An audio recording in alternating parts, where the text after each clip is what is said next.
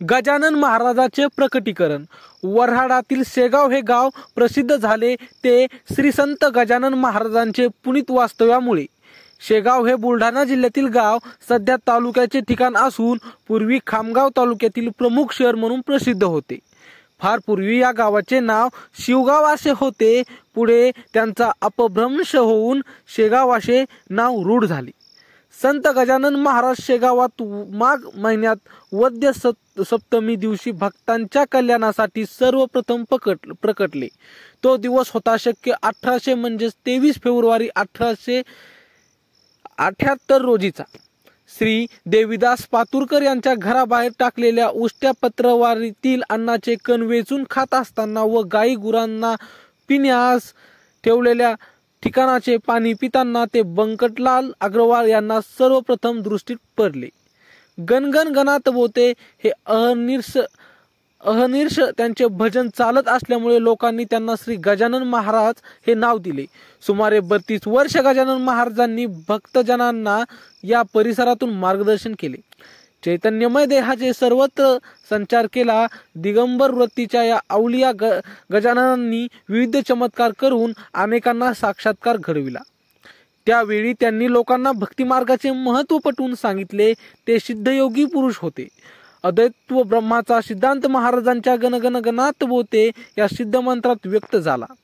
कुत्रा गाय घोडा यांना वश करून चराचरात भगवंत भरून राहिला आहे हेही त्यांनी सोदाहरण दाखवले।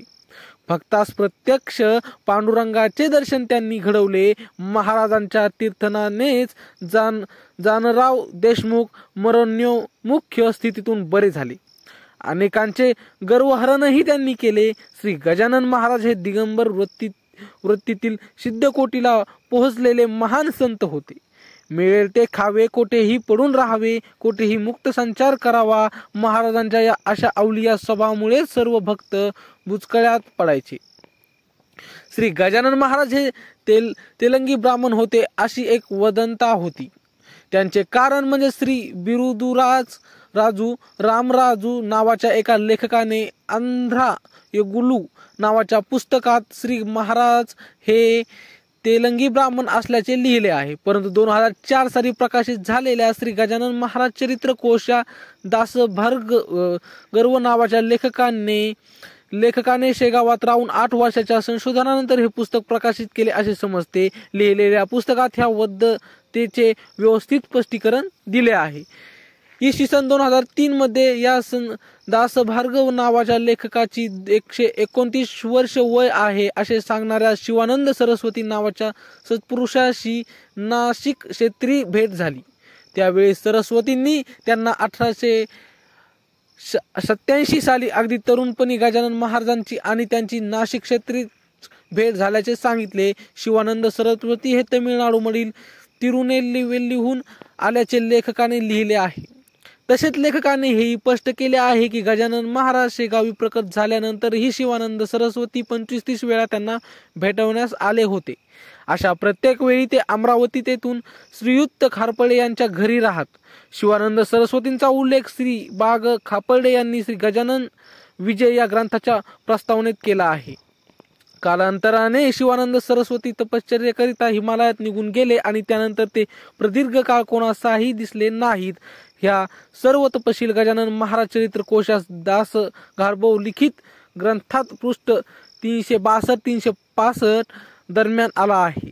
यावरून एक गोष्ट मात्र निश्चित होते आणि ती म्हणजे की श्री गजानन महाराज हे तेलगी ब्राह्मण नव्हते। ते कोणीही असले तरी ते उत्तम प्रकारे वेद पठण करीत, तसेच त्यांना वेदश्रवण देखील फार आवडे हे सत्य असावे। माघ वद्य 7 शके 1800 म्हणजे 23 फेब्रुवारी 1887 या दिवशी 18 वर्षाचे गजानन महाराज हे शेगावजी बुलढाणा येथे दिगंबर अवस्थेत लोकांच्या दृष्टीत पडले। त्यावेळी ते देवीदास पातुरकरांच्या मठाबाहेर उष्ट्या पत्रवारातील हे सीते उचलून खात होते। या संदर्भात दासगुणांनी लिहिले आहे, कोण हा कोठीचा काहीच कळेना, ब्रह्माचा ठिकाणा कोण सांगे, साक्षात ही आहे परब्रह्ममूर्ती, आलीशे प्रचिती बहुतांना। बंकटलाल अग्रवाल याला महाराजांचे प्रथम दर्शन झाले। ते असे दंड गर्दन पिळदार, भव्य छाती, दृष्टी थीर, भ्रुकुटी ठाई झाली असे. जेव्हा बंकटलालने त्यांना जेवणाविषयी विचारले त्यावेळी महाराजांनी नुसते शून्य दृष्टीने त्यांच्याकडे पाहिले, कारण महाराज त्यावेळी तुर्या, जागृती म्हणजे जागे असणे, संपुष्टी म्हणजे झोपणे आणि स्वप्नावस्था या 3 अवस्थांच्या पलीकडील स्थितीस तुर्या अवस्था अथवा व्रह्या स्थिती अथवा सहज समाधी असे म्हणतात. या अवस्थेत होते. महाराज एक महान आणि असामान्य असे योगी आहेत असे बंकटलाल यांना वाटले आणि त्यांना स्वगृही आणले. गजानन महाराज हे फार मोठे संत आहेत अशी भावना मनी धारणाऱ्या भक्तांनी बंकटलालचे घर दुमदुमून गेले. काही महिने गजानन महाराज बंकटलालकडे राहिले आणि त्यानंतर त्यांनी त्यांचे वास्तव्य तेथून हटवून गावातील मारुतीच्या मंदिरात आणले. अक्कलकोटचे श्री स्वामी समर्थ आणि श्री गजानन महाराज यांच्यात अनेक प्रकारे साम्य आढळते. दोघेही परमहंस संन्यासी होते, दोघेही अजानबाहू होते, दोघेही अत्यंत गोड बोलत, त्यांचा समोरच्यांना अर्थ कळत नसे. गजानन महाराज स्वामी समर्थांच्या समाधी घेण्याच्या काही दिवस आधी शेगावात प्रकट झाले. या 2 महापुरुषांची भेट झाली असे अनेकांचे मत आहे. स्वामी समर्थ हे गजानन महाराजांचे गुरु असावेत असे काही लोकांचे म्हणणे असले तरी ते तसे नसावेत, कारण गजानन महाराजांची सर्व लक्षणे स्वामी समर्थाप्रमाणेच पूर्ण अवताराची आहेत.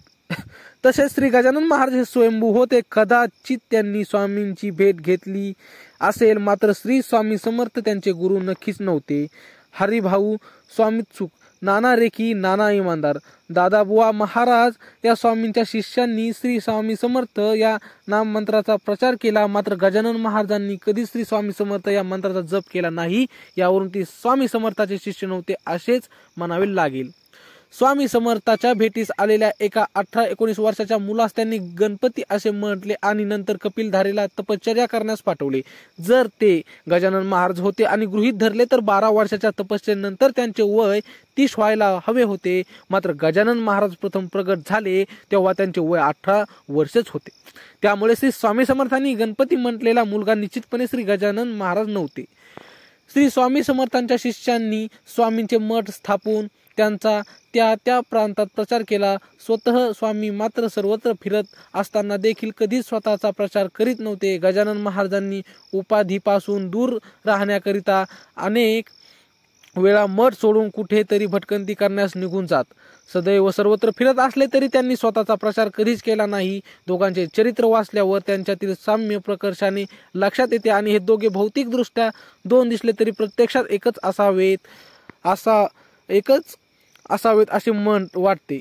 वर उल्लेखित केलेल्या काही मते स्वतंत्रपणे मानून गजानन महाराज हे अक्कलकोटच्या स्वामी समर्थाचे शिष्यच नव्हते असे साबित करण्याचा बराच प्रयत्न झाला आहे, परंतु एकाच गुरुच्या प्रत्येक शिष्याचे कार्यस्थळ आणि उद्धाराचे कार्य हे दोन्ही वेगवेगळे असल्या कारणाने महाराजांनी स्वामीच्या नावाचा प्रचार केला नाही आणि म्हणून ते स्वामींचे शिष्य नाही या पुराव्यात कधीही तथ्य नाही. खरे संत हे नाव आणि रूप या सर्वांच्या पलीकडे असलेल्या शुद्ध ब्राह्मणाचे चाहते असतात. त्यांना सामान्य माणसासारखी प्रसिद्धीची हाव असत नाही.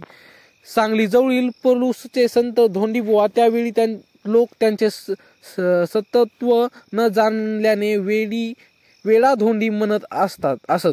हे निरक्षर गुराखी असून सुद्धा स्वामी समर्थाच्या कृपेस पात्र झाले आणि संतत्वास पोचले. त्यांनी सुद्धा कधीच स्वामीच्या नावाचा प्रचार किंवा प्रसार केला नाही, म्हणून काही ते स्वामीचे शिष्य नाही असे म्हणता येत नाही. सामान्य मनुष्य प्रत्येक गोष्ट एका सामान्य माणसाच्या दृष्टिकोनातून आणि मानवी तर्कबुद्धी वापरून बघत असतो. या संदर्भात काहीसे असेच झाले आहे. ही छोटीशी माहिती कशी वाटली कमेंटमध्ये नक्की सांगा आणि आमच्या असेच व्हिडिओ पाहण्यासाठी चॅनलला मात्र सबस्क्राईब नक्की करा. भेटूया पुढच्या व्हिडिओमध्ये, तोपर्यंत धन्यवाद.